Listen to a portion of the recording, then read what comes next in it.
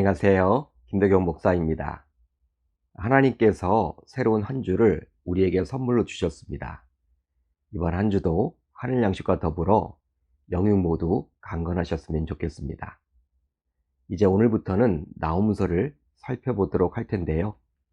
나홈서는 총 3장으로 구성되어 있지만 이 세상에서 악한 자들이 형통할 때 신자인 우리가 어떻게 이런 상황을 바라봐야 할지를 잘 알려주는 말씀이라고 볼 수 있습니다. 자, 이제 오늘 우리가 나눌 말씀은 나홈서 1장 1절로 3절, 나홈서 1장 1절로 3절입니다. 제가 읽겠습니다. 니느웨에 대한 경고, 곧 엘고스 사람 나홈의 묵시의 글이라. 여호와는 질투하시며 보복하시는 하나님이시니라. 여호와는 보복하시며 진노하시되 자기를 거스르는 자에게 여호와는 보복하시며 자기를 대적하는 자에게 진노를 품으시며 여호와는 노하기를 더디하시며 권능이 크시며 벌 받을 자를 결코 내버려 두지 아니하시느니라. 여호와의 길은 회오리바람과 광풍에 있고 구름은 그의 발의 티끌이로다. 아멘. 하나님의 말씀입니다. 오늘은 이 말씀을 통해서 낙함이란 제목으로 은혜를 나누겠습니다. 오늘부터 살펴보게 될 나홈서는 요나서와 함께 살펴봐야 합니다. 이유가 있으니 바로 요나서처럼 니느웨가 대표하는 아수르 제국의 운명이 나홈서의 핵심 주제이기 때문이죠. 하지만 나홈서와 요나서를 보게 되면 니느웨에 대한 전망이 매우 대조적입니다. 바로 요나서에 나오는 아수르는 하나님의 은혜와 인애를, 나홈서에 나오는 아수르는 하나님의 진노와 보복을 경험하기 때문이죠. 실제로 우리는 요나서를 통해서 니느웨를 향한 하나님의 은혜와 인애를 만날 수가 있는데요. 바로 40일 후에 무너져야만 했던 니느웨 백성들이 요나가 전달한 하나님의 심판의 메시지를 듣고 철저히 회개함으로 그들에게 내릴 예정이었던 하나님의 재앙이 멈추어졌기 때문입니다. 당시 아수르라는 나라는 고대 근동 지역을 두려움과 혼돈으로 몰아넣었던 강국으로서 북이스라엘을 끊임없이 괴롭혀왔죠. 이런 아수르였기에 하나님은 경고를 내렸던 것입니다. 하지만 그들이 회개함으로 하나님의 은혜와 인애를 그들은 경험하게 되었죠. 그러다가 이제 시간이 흘렀습니다. 그래서 BC 722년경 북이스라엘의 수도였던 사마리아가 아수르에 의해서 점령당함으로 이제 지도상에서 북이스라엘은 사라지게 되었죠. 즉 북이스라엘은 멸망당하게 되었습니다. 이런 모든 일련의 일들은 북이스라엘이 하나님의 경고에도 불구하고 하나님께 돌이키지 못하고 지속적으로 계속해서 우상을 숭배하게 되었기에 하나님께서 이방 나라였던 아수르를 도구로 사용해서 북이스라엘을 심판하신 것으로 볼 수도 있는 것입니다. 여러분, 이것은 마치 사사시대 이스라엘이 하나님을 떠나 우상을 숭배할 때면 꼭 주변 이방 나라가 이스라엘을 침입하여 이스라엘이 어려움을 당하게끔 했던 하나님의 섭리와도 같다고 볼 수도 있겠죠. 결과적으로 이런 강력한 아수르는 수십 년이 흘러서 나홈이 선지자로 활동하던 시기에는 남유다에게도 커다란 어려움을 주곤 했습니다. 즉 이제 얼마 지나지 않으면 북이스라엘처럼 남유다도 아수르에 의해서 멸망을 당할 지경에 놓이게 되었던 것이죠. 이런 상태에서 이제 나홈 선지자는 아수르를 무섭게 책망하며 그들의 멸망을 예고했습니다. 자, 오늘 본문 1절을 볼까요? 이렇게 기록이 되어 있습니다. 니느웨에 대한 경고, 곧 엘고스 사람 나홈의 묵시의 글이라. 니느웨는 BC 701년 예루살렘을 침공했던 사네립에 의해서 아수르의 수도가 되었는데요. 따라서 니느웨에 대한 경고는 곧 아수르 제국에 대한 경고로 받아들여도 무방하죠. 자, 이 구절을 통해서 알 수 있듯이 하나님은 선지자 나홈을 통해 니느웨, 즉 아수르 제국에게 경고를 해주셨습니다. 그런데 이렇게 경고하신 이면을 보게 되면 바로 하나님의 질투에서 나왔음을 알 수 있죠. 여호와는 질투하시며, 이 구절을 통해서 확인해 볼 수가 있습니다. 즉 이런 하나님의 질투는 이스라엘의 고통을 자기 고통으로 여기는 이스라엘을 향한 하나님의 사랑하심과 신실하심이라고 여길 수 있겠죠. 그러기에 세상은 시기라는 개념이 포함된 질투를 말하기에 질투에 대해서 대단히 부정적이지만, 하나님의 질투는 이런 세상에서 말하는 질투와는 근본적으로 차원이 다릅니다. 바로 하나님께서 너무 사랑하시기에 하나님은 질투를 하시는 것이죠.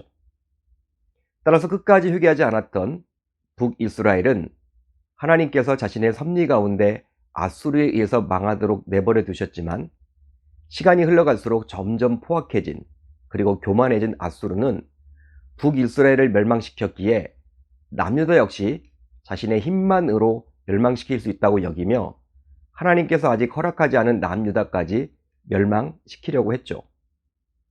한마디로 아수르가 자신의 힘만을 믿고 교만해진 것입니다. 그러다 보니 이런 아수르의 공격으로 남유다는 감당하기 힘든 고통을 당하게 되었는데요. 이때 남유다를 너무 사랑하신 하나님께서는 이런 아수르의 남유다를 향한 악행을 자신을 향한 악행으로 여기게 되었죠. 그러기에 질투의 하나님은 이제 아수르의 수도인 니느웨에 보복을 하십니다. 자, 오늘 말씀 2절을 볼까요? 여호와는 질투하시며 보복하시는 하나님이시니라. 여호와는 보복하시며 진노하시되 자기를 거스르는 자에게 여호와는 보복하시며 자기를 대적하는 자에게 진노를 품으시매. 이 짧은 한 절에 보복하는 이란 단어가 무려 3번 나옵니다. 자, 이것을 통해서 알 수 있는 것은 바로 하나님은 가장 위대한 보복자이시며 보복자들 중의 보복자라는 것을 강조해주고 있는 것이죠. 그런데 이 보복하다라는 단어는 히브리어로 나캄이란 단어를 씁니다. 나캄. 그런데 하나님께서는 나움 선지자를 도구로 사용하사 자신에 대해서 나캄, 나캄, 나캄이라고 무려 연속해서 3번씩이나 말씀해 주시고 계시죠. 그래서 저는 오늘 하늘 양식의 제목을 나캄, 나캄, 나캄으로 잡아보았습니다. 실제 오만한 제국이었던 아수르의 악취가 하늘에 닿았기에 하나님께서는 분명히 보복을 하시겠다라는 것이죠. 여러분, 100년 전 요나를 보내서 하나님은 심판을 경고했다면 이제 나움을 통해서 심판을 선언하고 계십니다. 그렇다면 이런 나캄, 나캄, 나캄, 즉 보복하시는 하나님이라고 3번씩이나 외쳤던 나움의 모습을 보면서 이제 우리는 무엇을 생각해 볼 수 있을까요? 바로 하나님은 악을 보시고 가만히 계시는 분이 결코 아니라는 것입니다. 한마디로 우리 신자들의 악뿐만 아니라 불신자들의 악 또한 반드시 심판하신다라는 것이죠. 자, 그렇다면 하나님은 악인을 반드시 심판하신다라고 말씀하시는데 왜 우리는 세상에서 악인의 형통함을 보게 되는 것일까요? 실제로 생업의 현장에선 소위 불법도 행하고 편법을 행하고 요령이 좋은 사람들이 승진하기도 하고 인정받기도 하고 돈을 많이 벌기도 합니다. 그게 현실이죠. 오히려 정직하게 행하며 말씀대로 살려는 자들은 승진해서 미끄러지기도 하고 인정을 잘 받지 못하기도 해요. 아니, 하나님이 살아계시다면 어떻게 이런 일들이 일어날 수 있단 말입니까? 이런 질문에 대해서 나움은 이제 다음과 같은 답을 해줍니다. 여호와는 노하기를 더디하시며. 여러분, 어떻게 생각해보면 하나님께서 노하기를 더디하신다라는 사실은 악을 행하는 자들에게는 좋은 소식이요, 즉 복음이요, 고통을 당하는 자들에게는 나쁜 소식으로 여겨질 수도 있습니다. 실제 그렇겠죠. 왜냐하면 하나님께서는 악한 자들에게 빨리 노하셔야 피해자들이 억울한 압제에서 해방될 수 있기 때문입니다. 하지만 하나님께서는 마지막 순간까지 참으셨어요. 그 이유는 죄인들이 스스로 회개하고 돌아오기를 기다리기 때문입니다. 한 영혼이라도 더 회개하고 돌아오기를 원하시기 때문이죠. 따라서 우리의 참으심은 하나님의 무능함이 아니라 하나님의 은혜라고 볼 수 있는 거예요. 하나님의 은혜다. 하지만 분명한 것은 언제까지나 하나님이 참지는 않으신다라는 것입니다. 그러기에 나홈을 통해서 다음과 같이 말씀하셨던 것이죠. 여호와는 노하기를 더디하시며 권능이 크시며 벌 받을 자를 결코 내버려 두지 아니하시느니라. 여호와의 길은 회오리 바람과 광풍에 있고 구름은 그의 발의 티끌이로다. 아멘. 따라서 아수르 제국은 하나님의 때가 되매 이제 심판을 받게 된 것입니다. 즉 요나 선지자 때는 하나님께서 참으셨지만 나훔 선지자 때는 이제 더 이상 하나님께서 참지 않으시고 심판하신 것이죠. 사랑하는 성도 여러분, 지금까지 살펴보았지만 하나님은 악행을 가만 놔두지 않으십니다. 이런 악행은 바로 모두 죄로 인함이기 때문이죠. 죄 때문에 일어나는 일이기 때문입니다. 따라서 우리 신자들은 되도록 삶 속에서 죄와 치열하게 싸워야만 하겠죠. 그리고 설령 죄를 지었더라도 즉각 회개해야만 합니다. 그렇지 않으면 결과적으로 우리도 아수르처럼 하나님의 징계와 심판을 피할 수가 없겠죠. 따라서 이제부터